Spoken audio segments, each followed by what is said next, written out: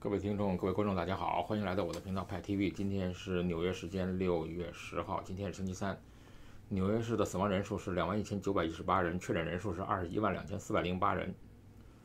死亡率是10.32%。纽约州的死亡人数是30458人，确诊人数是384561人，死亡率是7.92%。全美国的死亡人数是113795人，确诊人数是2025235人，死亡率是5.62%。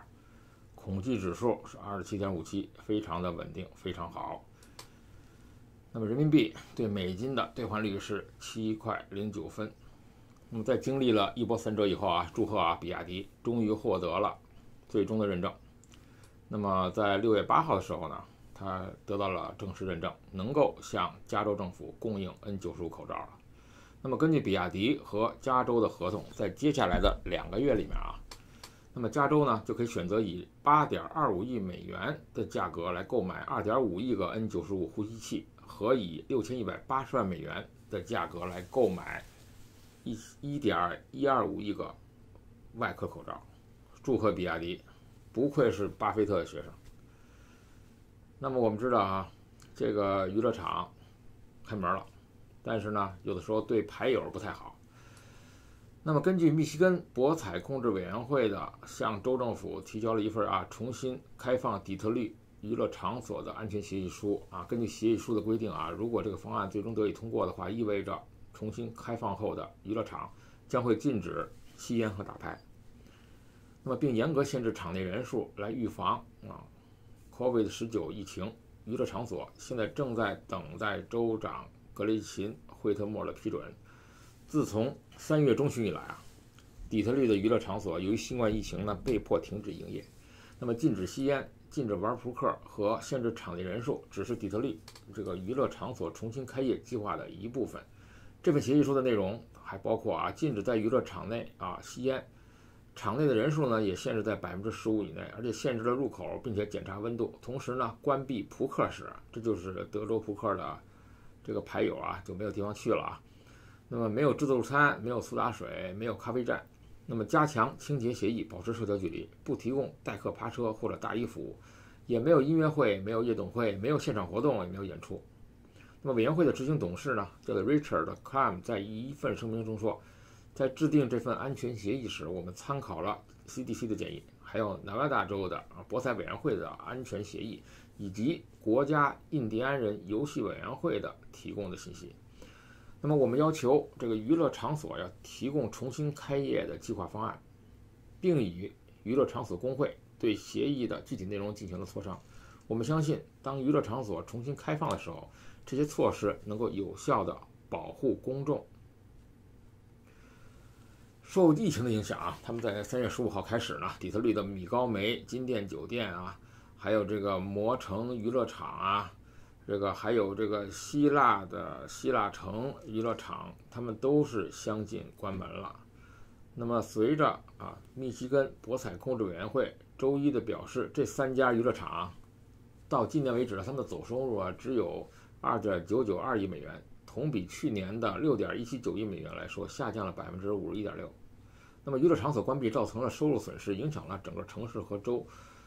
政府每年是要从娱乐场所他们超过10亿美元的收入中呢，获得这个很可观的税收，达到几亿美元。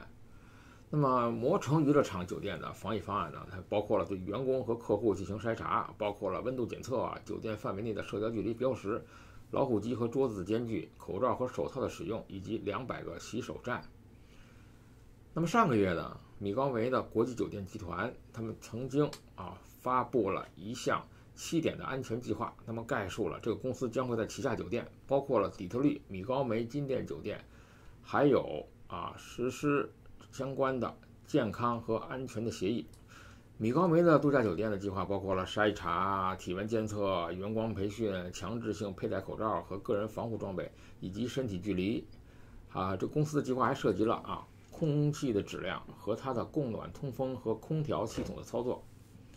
很多人都问我问说，夏威夷明明原来不是美国的，怎么就被美国拿走了呢？夏威夷州呢是由夏威夷群岛组成的包括19个较大的岛屿和其他一些无名小岛。这些岛屿呢，基本都是通过火山活动形成的。这块土地呢，被外界发现之前呢，一直是波利尼西亚人的天下。和其他许多地区一样，夏威夷和外界的联系也是通过航海活动建立的。1778年的时候啊，英国航海探险者率先登上这片土地，并将这片群岛命名为三明治群岛。那么航海探险者回到了英国以后呢，他们撰写了大量的书信，描绘了这片流连忘返的土地，吸引了不少人想来。潘多拉的魔盒悄然无息地打开了，在走出家门去淘金的大背景下，英国的航海探险者他们离开了这个以后，那么越来越多的人呢，他们不远万里来到这片未经开化的沃土，他们想在这里闯下一片属于自己的天空。那么这时候呢，来自亚洲、欧洲和美洲等地的移民极大地丰富了夏威夷的种族多样性，所以你在夏威夷看见有很多的种族啊，使这片土地焕发出更活跃的动力。但是大量的移民呢，是一把双刃剑，将当地的原住民推向绝境。那么过去作为一个独立的岛屿，使得夏威夷原住民对来自欧亚等地的疾病啊毫无免疫力，流感、天花还有麻疹，这些疾病呢，让原住民的数量骤然锐减。分散的岛屿啊，一直都是夏威夷进一步发展的重要障碍。那么意识到这个问题以后呢，那么岛屿组成的各个部落的酋长开始怀揣着一颗统治夏威夷群岛的野心，整编军队，谋划战略。夏威夷地区紧张的气氛逐渐弥漫起来。那么当时部落之战啊一触即发，在1810年的时候啊，经过多年的战争之后，卡美哈梅哈实现了对夏威夷群岛的统治，并建立起了声名远扬的夏威夷王国。那夏威夷王国的建立呢，它结束了一直以来以部落统治为主要形式的封建社会，使得夏威夷州开始向与西方相仿的君主立宪制转型，一直持续到了19世纪90年代。当时夏威夷王国啊，都是作为一个独立的君主制国家存在的，并被当时的美国、英国、法国、日本和德国承认的。那么这时候呢，那么夏威夷呢，那么又是怎么又变成了美国的一个州呢？这很有意思啊。北美独立战争，我们知道开启了美国现代文明的这么一个历史，那么同样开始了美国规模浩大的领土扩张活动，从最早的东海岸向落基山脉方向迈进，到最后将西海岸占为己有。前后它进行了多达7次的扩张，政府为此抛掷了各种侵略有理的谬论。美国低价购买了法国领土，那么侵入了西班牙领地，合并了墨西哥、德克萨斯，提出了天定命运的谬论，接着侵略了墨西哥，威胁了英国。美国又用很多手段使自己的领土不断扩张，随着领土的一块扩张，膨胀的野心也扩张。美国每一次对别的国家土地出手，都是凭借着几乎没有任何纰漏的计划。美国合并夏威夷也是非常有手腕的。我们知道美国是最早和夏威夷建立外交关系的国家之一，也正是如此，也是美国的企图所在。为了防止英法等国的势力在夏威夷进一步蔓延，外交手段能起到一个很好的监视作用。1843年的英国政府和夏威夷王国关系恶化，戏剧性呢就称自己拥有它的主权。1849年的时候，法国非法强占夏威夷王国部分岛屿。那么1873年，美国国务卿更是公开表示，不允许其他国家有吞占夏威夷王国的企图。大国之间的闹剧让夏威夷只能无奈的它夹缝中生存。1893年的时候，夏威夷王国的最后一任君主叫做莉莉乌·欧卡拉尼女王，试图修订宪法，以改变原先刺刀宪法对君主权力巨大削减的状况。那么为了得到公众的支持，他取消了美欧居民的投票权并降低了原住民的选举门槛，甚至亲历各岛为自己的想法做宣传。但是得到公众的支持并没有什么用，内阁的关系呢没有打通，使他屡受挫败。更何况当时就已经有政治小团体为美国合并夏威夷做了多年的准备。同时在种族多样化的夏威夷，白人一直都以所谓的主宰者自居，那么遵循自身利益至上的原则。其他族裔的居民呢，饱受白人的压迫。那么这一次的修宪呢，触动到了他们好不容易强取而来的果实。一场狂风骤雨注定不可避免。那么这时候呢，在精心的密谋之下，那么欧洲和美国的部分白人成立了一个安全委员会，公然上街游行，以反对女王的修宪计划。那么这时候更恶劣的是这个安全委员会竟然荒谬地宣布女王被罢免。并寻求美国方面的支持和援助。那美国收到了所谓的求助以后呢，他们打着维护白人侨民权益的旗号，派兵来到了夏威夷王国。那么当时啊，美军并不打算在夏威夷王国开战，他们不参与任何政变，也不占领任何地盘。但是美军的到来，它极大地鼓舞了当地的白人的士气，使这场抗议活动呢愈演愈烈。最终，为了避免进一步的流血冲突，那么莉莉乌·欧卡拉尼女王选择了妥协，向白人投降。随即，白人步枪队占领了政府大楼，解散了黄石警卫队，并宣布成立临时政府。女王被软禁在伊兰尼皇宫之中。那么，夏威夷的君主统治被反叛者的临时政府取代，夏威夷就进入了共和国时期。那么，美国吞并夏威夷的企图进一步的实现了。1894年的时候，亲美派领导人叫做桑福德·多尔上台，正式宣布临时政府时期结束，成立崭新的夏威夷共和国。1898年的时候，夏威夷共和国呢以并入美国将使关税取消为由，将主权完全移交给美国，成为了美国的一个海外属地。那么跟进一下瑞幸啊，瑞幸有一些新的发现啊。那么瑞幸公司啊，几乎敲响了中概股在美国上市的丧钟。那么6月8号的时候啊，瑞幸咖啡一天之内有连续2次熔断啊，21点35分，那时候是瑞幸咖啡跌幅超过18%熔断，21点47分又熔断。那么距离瑞幸自曝造假过去了2个月了。那么当时在4月2号的时候，瑞幸咖啡呢在递交给 SEC 的这个文件上说，他们的公司 CEO 刘健和部分的下属员工呢，他们伪造了2019年2季度起从事某些不当的行为，制造了销售约22亿元的伪造销售额。那么这时候呢，22亿元呢，当时的记录是瑞幸咖啡2019年的前3季度的主营业务呢，总数是29.29亿元，也就是说前3季度有3/4的收入都是伪造的。然后股价跳水，然后甩锅高管，然后勒令特委试，然后中美调查，如同一场精彩的商战大戏。但是最新的情况是啊，根据中国介入了啊，中国的市场监管总局和财政部对瑞幸进行了调查，已经掌握了他作假的很多的证据。有关部门号称已经掌握了瑞幸董事长陆正耀对于公司财务造假的指令性的电子邮件，陆正耀将被公诉，极有可能面临刑事追责。此前，中国证监会也派驻调查组进驻了瑞幸咖啡，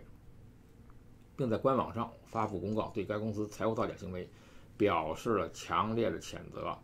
那么很多的中国的律师啊，他们认为瑞幸案件呢，实际上是史无前例的案件。为什么这么说呢？因为啊，境外上市的公司造假，在境内对实控人追责，此前在中国从来没有发生过，从没有先例。那么现在呢，中国的新证券法有了长臂管辖权，最近开始生效。那么瑞幸的实控人陆正耀呢，可能将面临中美2国的重罚。根据中国的刑法规定啊，上市公司财务造假、提供虚假情况，那么情节严重的，直接责任人处以3年以下有期徒刑，处以2万以上20万以下的罚金。而陆正耀呢，参与作假的话呢，要承担上述法律责任，同时在美国也要受到法律管辖。这美国是更加严格啊。根据美国的塞班斯法案，上市公司存在着财务造假这种重大违法行为，相关高管最高刑期可达25年和500万美元的罚款。那么跟进的一些情况啊，就是经过调查发现一些新的细节。第一个细节呢，就是他们发现了一个诡异的工具人。那么作为一家在纳斯达克上市的公司呢，瑞幸很多的造假行为呢，被外国的媒体，就是美国的媒体披露了。那么《华尔街日报》呢，它曾经揭秘了一个不存在的工具人，叫做林亮，叫做梁女士。《华尔街日报》说呢，说这个瑞幸内部很多交易都通过梁女士来经手，可是公司内部并没有这个梁女士这个人。内部资料才显示，高达1.4亿的美金的原材料交易，人工成本都是梁女士处理的。但熟悉瑞幸内部的人士说，梁女士是个虚构的人，是个虚拟人。那么中国监管机构在调查瑞幸系统的时候发现，这笔转给供应商的大额交易非常可疑，高达1.4亿美元。这笔交易是梁女士经手处理的。那么有一个细节值得注意啊，这笔可疑的交易啊，最终是由时任 CEO 钱志亚批准的。那么他曾经被称为中国咖啡女王。在瑞幸爆雷之前，他在2020年3月的身价高达120亿人民币，曾经供职于神舟专车，是陆正耀的左膀右背。那么5月12号，当瑞幸咖啡发布公告宣布公司创始人兼 CEO 钱之亚被董事会终止职务呢，那么这个另一个细节就是这笔可疑的交易居然绕过了瑞幸的 CFO， 简直无法相信。他 CFO 叫做 Renaud， 叫做 Shanko， 他居然不负责瑞幸的财务部门，他是 CFO。简而言之，瑞幸的可怜的财务负责人是一个不管财务的外国人。这是第二个细节哦。第一个细节是梁女士，第二个细节是不管财务的外国人当 CFO。那么很奇怪的是啊，这个瑞幸呢，对于高管成员进行介绍的这个招股书里曾经说过啊，他的首席财务官这个 CFO，从2019年1月起就担任了瑞幸咖啡的首席财务官和首席战略官。他在2016年和2018年的时候，在渣打银行公司和机构银行部门担任执行董事，而2008年、2016年先后担任了瑞士信贷投资银行的分析师、助理和副总裁。那么，一位供职于某大型国企的这个财务总监，告诉这个大众说，这类从投行直接挖过来的高管，很多就是为了 IPO 的。就是把公司做上市以后呢，那么套现离场。那么这外籍的 CFO 曾经在瑞士信贷工作8年多，而瑞士信贷呢也是瑞幸咖啡 IPO 的主承销商之一，所以他们之间的关系匪浅。那么2019年1月入职，2019年5月，瑞幸咖啡顺利登陆纳斯达克，就是他雇了个 CFO， 这个 CFO 是瑞士信贷的，瑞士信贷呢为他作为承销。那么有几个高管呢，通过了高管薪酬激励计划呢，持有一些股份，但是这个 CFO 不承有任何的股份。那么其实呢，干一票就走人的这个工具人的特点就套在了这个 CFO 的头上。那么奇怪的是啊，财务部是知道公司最多秘密的人，而老板不可能把财务部交给一个不知根知底的人手上，所以一般财务的负责人都是老板的心腹。那么外籍高管，那么实际上就是一个旗帜，他应该是主要负责投资者关系和投行监管机构对接，日常财务运营啊，关联交易往来做账，一定会牢牢地把握在自己人的手里。而结合上下文，那么这个自己人呢，就是可能一路追随陆正耀从神州租车到瑞幸咖啡的钱之亚。大家都号称啊，钱之亚是表姐，因为他非常擅长财务报表相关的工作，但是钱之亚私下总说陆正耀是表叔。当时觉得陆正耀啊，他们是公司的员工说对很多数据张嘴就来，是表示对公司的业务熟悉。现在再回过头来看，有一点别的意味。那么对于这些不存在的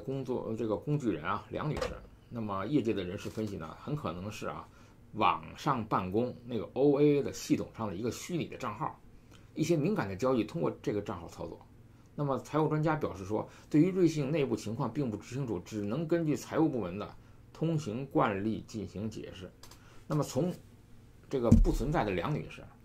到这个 IPO 前突然入局的外籍高管，他们好像都是被陆正耀操控的工具人。这时候呢，其实这个瑞幸啊，真正惹怒的是华尔街啊，反目成仇啊。那么整天玩鹰，被鹰啄了眼，这句话实际上可以说是对瑞幸颇为追捧的华尔街投行的感受。在瑞幸暴雷的3个月之前啊，1月份的时候，瑞幸咖啡刚刚赶在疫情前完成了一轮的增发，承销的投行就包括了瑞士信贷，包括了摩根士丹利，包括了中金香港，包括了海通国际，其中瑞士信贷一家它就包销了828万股的 ADS， 叫存托凭证。那么从2019年5月 IPO 到2020年1月的定增发债，华尔街对瑞幸一直颇为青睐。飞速增长的业绩，科技理念的融入，中国版的 Starbucks 的噱头。那么这个漂亮的故事呢，让整个投资人的流连忘返。然而在瑞幸播出造假以后呢，瑞幸和华尔街从最亲密的伙伴变成了要对簿公堂的敌人。在瑞幸自曝造假的4天以后呢，华尔街日报才发文说，一些贷款给瑞幸董事长公司的银行或者面临高达1亿美元的损失。那么高盛呢说，陆正耀名下的公司在一笔5.18亿美元的贷款上违约，那么银团正在抛售质押股份以弥补损失。高盛是联合银团的委托处理人。瑞幸呢和华尔街真正的反目成仇了。那么陆正耀呢本身还有一个什么家族信托基金，近年来啊，中国顶级富豪呢，他们都学习这个西方这个老钱儿来建立家族信托基金，叫做 Family Trust。他们一方面通过错综复杂的这个股权架构，把基金设置在避税天堂，什么英属维尔京群岛、维京或者是开曼群岛；另一方面呢，有利于家族基业传承，这个通过委托代管，防止子孙后代呢坐吃山空。陆正耀也不意外。在1月更新的招股说明书中，瑞幸的第一大股东就是陆家，叫做 Luz Family， 一共持有 4.85 亿 B 类股，拥有 36.82% 的表决权。表中，它明显的看出来，陆正耀瑞幸咖啡采用了这个同股不同权的架构，帮着大股东呢牢牢把握住公司的控制权。A 类普通股是相当于1票，B 类普通股1票等于1股等于10票。B 类的股随时可以转化为 A 类，但是 A 类不能转化为 B 类。那么陆家呢，主要通过了家族信托基金旗下的2家投资公司间接持有股份。那么其中呢，有一个公司叫做好德投资，持有 2.97 亿 B 类的普通股，注册地呢真的是在英属维京群岛。那么投资旗下的另一家投资公司叫做博智投资，持有 1.88 亿 B 类普通股，注册地在开曼群岛。2家投资公司的最终控制人都是陆正耀的家族信托基金。陆正耀的妻子叫做郭李春，是这个投资基金的财产授予者，叫做 Settler。郭女士及其家人是基金的受益人。那么招股书在备注中写道，好德这个投资有限公司呢，持有8921万 B 类普通股，和博智投资基金有限责任公司持有的5625万 B 类普通股已经被抵押给了承销商，以担保借款。简单来说，就是大股东陆家，他把30%的股份，合计1.45亿这个 B 类普通股做了股权质押，抵押给了承销商来贷款。那么在资本市场中，我们知道这个股权质押是非常常见的操作了。那么如果一切正常的话，就是跟一个银行和上市公司之间的双赢。如果上市公司暴雷，那么银行也不能独善其身。那么瑞幸 IPO 的主承销商这个瑞士信贷摩根士丹利都是华尔街的巨头，他们本身也是有充分的风险意识的。2019年的年底，瑞幸咖啡的股价高达39美元，5.18亿美元贷款背后的担保证券作价高达30亿美金。当时精明的巨头算了一笔账，哪怕股价跌去了80%，那么抵押证券依然能够覆盖贷款。那么5.18亿美元是找哪些银行借的呢？那么发现此前瑞幸进行了三轮融资，那么海通出建了1.4亿美元，摩根士丹利和瑞士信托分别出建了约1亿美元，那么巴克利、高盛和中金公司也出建了部分资金。那么真的是人算不如天算暴雷以后的瑞幸咖啡连续2到4美元的低价位徘徊，它在1月17号的时候还是51块3毛8，现在呢只剩下零头了。暴跌之下，为了止损，那么高盛开始强制抛售，强制平仓呢，犹如倒下的第一张多米诺骨牌，股价进一步跳水，引发了更多的贷款违约。那么外媒称，巴克利和高盛的风险敞口都高达7000万美元。那么瑞幸的主承销商瑞士信贷直接打起了官司。那么4月2号的事发之后呢，4月3号，瑞士信贷代表他香港分行、高盛、巴克利、中金香港、海通国际和摩根士丹利向瑞幸发出强制性提前还款通知。那么这就打起来了那么打起来的这种情况真是屋漏又逢连夜雨。那么陆正耀旗下的好德投资向法院起诉瑞士信贷，要申请禁止令，禁止瑞士信贷在香港以外的任何司法管辖区启动法律程序。瑞士信贷也不甘示弱，5月22号的时候，瑞士信贷申请法院命令向瑞幸咖啡创始人陆正耀家族信托委派清算人，一旦代表瑞信利益的清算人入场，意味着陆正耀家族信托中持有的各项资产将优先偿还债权人。从共同赚钱的伙伴到互相攻击的敌人，瑞幸和华尔街投行的战争远没有结束看走眼的投行损失了上亿美元那么一定会采取各种手段来弥补损失。那么现在的问题就是这个瑞幸何处去？从4月份到现在呢，瑞幸的崩塌犹如一场精彩的商战剧，股价暴跌，高管下课，两国调查，这部商战大戏如何走到尾声呢？最后的结局是不是破产呢，还是被收购呢？那么其实呢，曾经处理过多起并购的这个业界人士表示说，瑞幸现在思路是对的，不管资本市场怎么乱，总部怎么查，日常经营一定要维持正常，这样才能可能被收购。那么瑞幸呢，很大可能是被收购，具体怎么收购方式还要谈。那么只收购门店也是一种办法。那公正的说呢，瑞幸铺面还是很好的。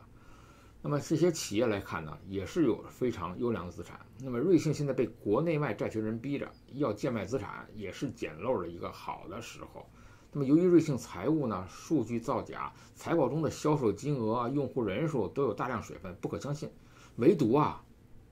长一下知识就有一个数据可信度较高，就是店铺的数量。那么原因很简单，那么销售金额和用户人数都可以通过关联交易造假。店铺呢，它是看得见摸得着的实物资产，在地图上呢可以轻易的搜索到，难以虚增伪造。截止2019年9月30号，瑞幸拥有3680家门店，其中3433家为取货店，那么只提供外卖或上门取货；138家店为休闲店，店面较大，还有109家是外卖厨房。截止2019年12月31号，瑞幸在中国拥有4507间自营门店，按照门店数量计算，是中国最大的咖啡销售网络。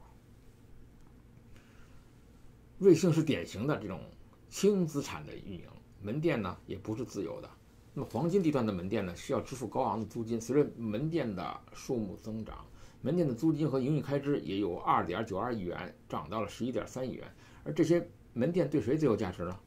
那么当然了，有几个候选人他们有几个潜在的买家，一个是百胜中国，一个是 Tim Hortons， 还一个是喜茶，都有兴趣。那么当然了，目前为止看瑞幸的造假，那么下场是很可悲的。那么他们的主持人，包括他们的造假人，包括他们的 CEO 跑不掉了。那么不管瑞幸的下场是如何全世界都是捡漏的，那么永远是不缺乏捡漏的人。但是对于中概股在华尔街的造假，引发了连锁效应，直接连累了在华尔街的157家其他的中国概念股，并且导致了大批的中概股出逃和大量严格的审计。那么这种情况发展，实际上也从侧面上反映了，并且警告了未来想再进入华尔街的中国公司，他们要好好的把自己的账目捋一捋，看一看，不要再做任何的伪造，要实事求是的报你的财务数据。那么有的时候呢，实际是很哀叹那么瑞幸实际上创造了一个人间的奇迹，他居然你从来没有想到过，在2018年成立的这公司，2019年上市，2020年要下市，这简直制造了一个人间的神话。那另一方面，是不是华尔街出现了一个监管的漏洞？是不是像一个非常熟练的一个老手，能轻而易举的把一个新成立的公司火速的带到了华尔街上来割美国人的韭菜？那么这之间是有多么大的漏洞这就是为什么昨天我们说的那个华尔街呢包括 SEC 呢，他们要给吹哨人计划。如果任何人你举报了概念股，中国概念股有谁造假，那么并且核实了，并且让投资者